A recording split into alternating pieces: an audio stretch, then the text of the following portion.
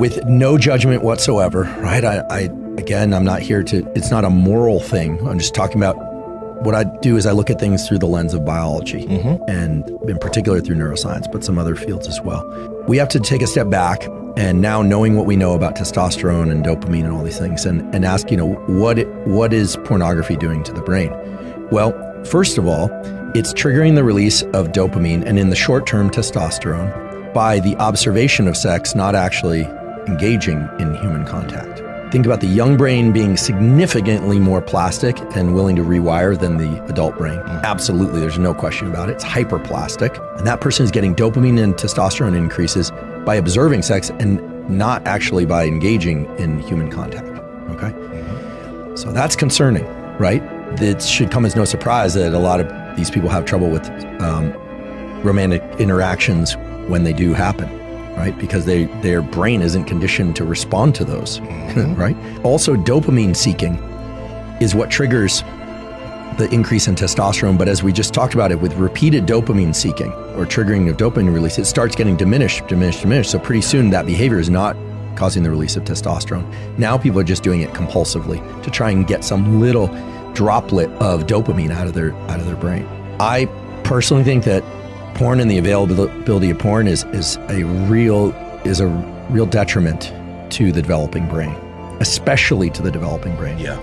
Now, it sounds like you rescued the behavior, and it takes some discipline, right? I imagine, and it's one of those things that it's also anxiety-less compared to dating and relationships where people are vulnerable on both sides and have to negotiate things like consent and timing and, and communication and all the things that are really hard to do, but are essential to do. That's key. So I think pornography is a serious issue. There's also a whole aspect of pornography, which is that if people are pursuing pornography and they're not pursuing relationships, there is the potential that they reach their 20s and 30s and they are truly dysfunctional in terms of, look, every species has two major goals: protect the young and make more of itself. And you think about what porn and masturbation, these things really are.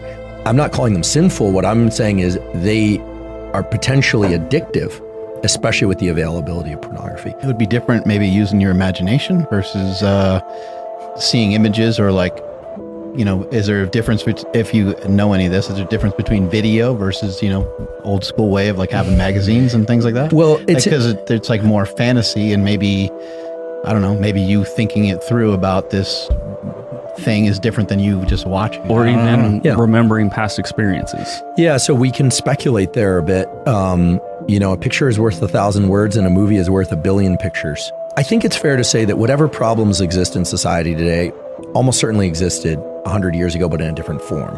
Okay.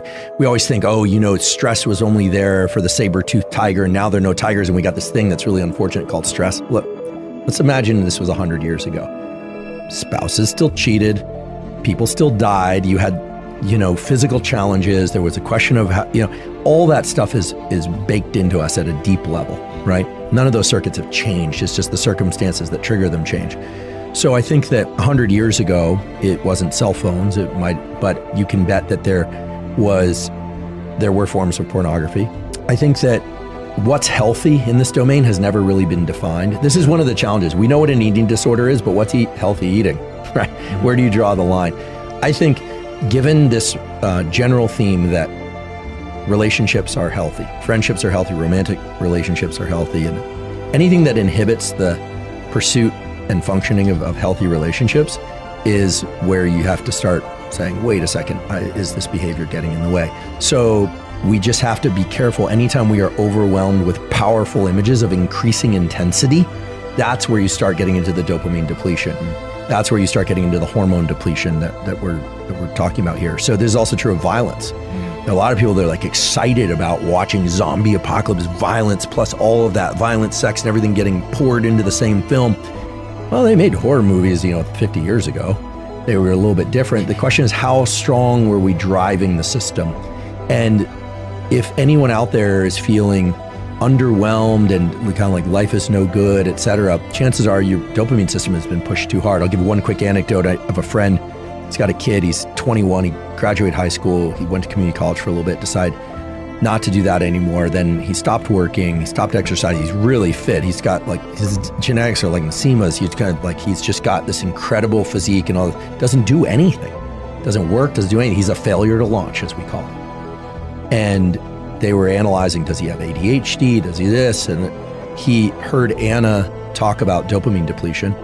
And he called me and he said, I'm going to do 1 month, no video games, no phone, no nothing. He's 25 days in and he's running again. He's lifting again. He's heading back to work again. And this was somebody who thought he had ADHD. Now there are people with ADHD out there, but what happened was he was dopamine depleted. So he couldn't concentrate. He didn't care about anything. And so the phone and just living in this constant stream of movies that are really stimulating on YouTube and everything else. I mean, you have to be, I mean, we're on YouTube right now and I use YouTube for my podcast and everything, but you have to know when to shut that valve. And here's what I tell myself, shut that valve so that I can continue to enjoy it, right? It's like gorging yourself with tomahawk steaks. They're delicious, but unless you've been fasting all day, you're not going to eat 9 of them. And I think that no one told us that we needed to do that. Mm-hmm. That's the challenge. And so just like with training, you get out past 75 minutes, 90 minutes. If you're natural, you're going to start seeing a depletion in testosterone. Get out of the gym, go eat, go recover, go relax, you know, understand what you're doing. It's like your pre-workout. 1 scoop the first time, you feel like you can jump over a building. 2 scoops the next time, yeah. Pretty soon you're taking 4 scoops of that, 4 espressos, and you're kind of sitting in the parking lot texting on your phone. Well, what's going on? Well, you're dopamine depleted. So competition, effort, short, intense workouts, short-ish, intense workouts, sleep. You know, the body is informing the mind whether or not there's abundance. And the brain and the body like to coordinate all the good stuff that testosterone does, like the desire to mate, the desire to work when there's abundance. When you're depleted, it's like bank account is drained and your body and brain are smart. It's saying you cannot go spend because you don't have any savings.